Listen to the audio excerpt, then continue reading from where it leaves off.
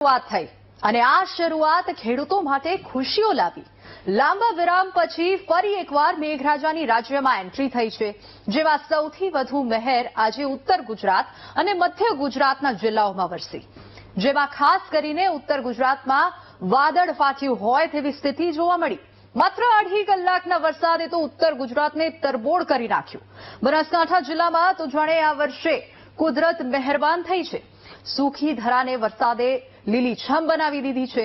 ત્યારે કેવી છે જિલ્લામાં વરસાદી મહેર, આવો જોઈએ તસવીરોમાં।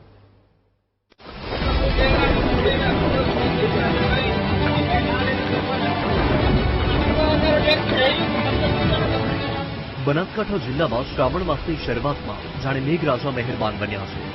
જિલ્લામાં 9 ઇંચ વરસાદ પડ્યો છે। જિલ્લામાં સૌથી વધુ વરસાદ ધારેના તાલુકાના ગ્રામ્ય પંથકમાં નોંધાયો। તાલુકામાં 7 થી 8 ઇંચ વરસાદ પડતા જળબંબાકારની સ્થિતિ જોવા મળી।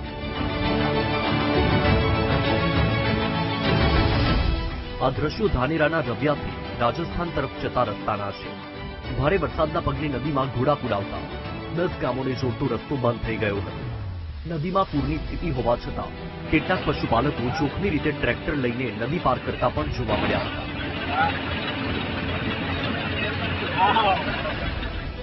સમગ્ર જિલ્લામાં વરસાદી મહેરે સૂકી ધરાની સૂકી નદીઓને પણ પાણીદાર બનાવી દીધી છે।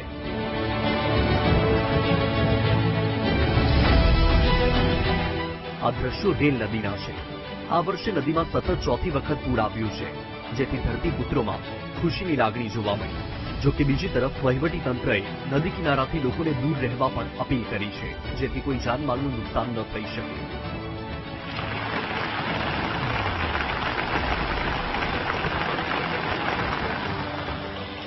ધાનેરા પછી જિલ્લામાં સૌથી વધુ વરસાદ ડીસા તાલુકામાં પડ્યો છે। આ દ્રશ્યો તાલુકાના યાવરપુરા ગામના છે, જ્યાં સવારે 6 વાગ્યાથી 9 વાગ્યા સુધીમાં 5 ઇંચ વરસાદ પડતા ચારે તરફ પાણી જ પાણી જોવા મળ્યું। ખેતરો છલકાયા, ખેતરોના પાડા તૂટ્યા, સીમાડાઓમાંથી પૂરની જેમ પાણી વહેતા થયા। રસ્તાઓ તો જાણે નદીમાં પરિવર્તિત થઈ ગયા હોય તેવો મંજર જોવા મળ્યો।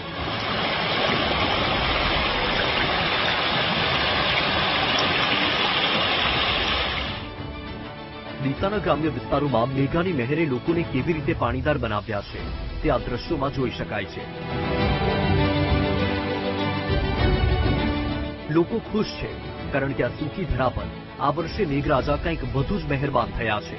આ દ્રશ્યો બાઈવાડા ડાબસ ગામને જોડતા મુખ્ય રોડના છે। વરસાદી પાણીમાં રસ્તો ગરકાવ થઈ ગયો છે। સમગ્ર પંથકમાં પૂરની જેમ પાણી વહેતા વાડી વિસ્તારોમાં ફસાયેલા લોકો જીવના જોખમે પૂરની જેમ વહેતા પાણીમાંથી પસાર થતા જોવા મળ્યા।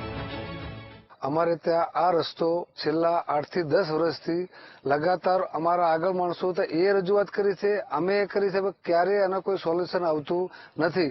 અહીંયા લગભગ 40 થી 50 ઘરોનું દૂધ, એક ઘરે 25-30 લીટર 40 લીટર ટોટલનું દૂધ 3 દિવસથી બનશે।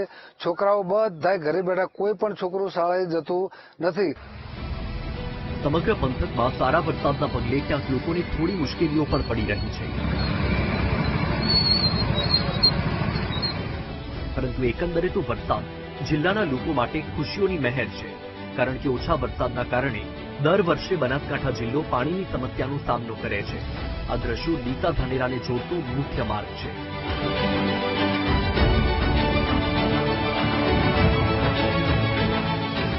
ભારે વરસાદના પગલે હાઈવેની એક સાઈડનો રસ્તો બંધ જ થઈ ગયો હતો। એક સાઈડથી વાહનો પસાર થઈ રહ્યા હતા, તો બીજી સાઈડના ભાગમાં પૂરની જેમ પાણી વહી રહ્યા હતા। કેટલીક જગ્યાઓ પર તો બંને સાઈડ પાણી ભરાતા વાહન ચાલકોને થોડી મુશ્કેલીઓનો સામનો કરવો પડ્યો હતો। જિલ્લાના વડગામ તાલુકામાં પણ અનરાધાર મહેર વરસી, જેના કારણે જળબંબાકારની સ્થિતિ જોવા મળી। આ દ્રશ્યો તાલુકાના નાગેલ ગામ પાસેથી પસાર થતી નદીના છે। સમગ્ર પંથકમાં સારા વરસાદના કારણે મોકેશ્વર ડેમમાં પાણીની આવક થઈ છે, જેથી નદીમાં ઘોડાપૂર આવતા જ વડગામથી ગ્રામ્ય વિસ્તારની રસ્તા પર પૂરના પાણી ફરી વળ્યા। કોઝવે પરથી પૂરની જેમ પાણી વહેતા વાહન વ્યવહાર બંધ થઈ ગયો હતો। તાલુકાના છાપી પંથકમાં પણ મોડી રાત્રિથી જ વરસાદ જામ્યો હતો। ભારે વરસાદના પગલે છાપી વીરમાયાનગરની પ્રાથમિક શાળા પાણીમાં ગરકાવ થઈ ગઈ હતી, તો 66 કેવી સબસ્ટેશન પણ પાણીમાં ગરકાવ થઈ ગયું હતું।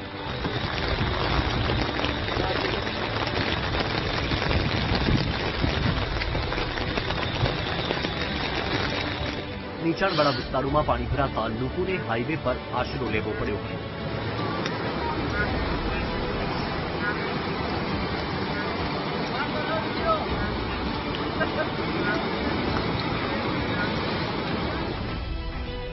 સંવાદદાતા મોગજી ચૌધરી સાથે રોહિત ઠાકોરનો રિપોર્ટ, BTV ન્યૂઝ, બનાસકાંઠા।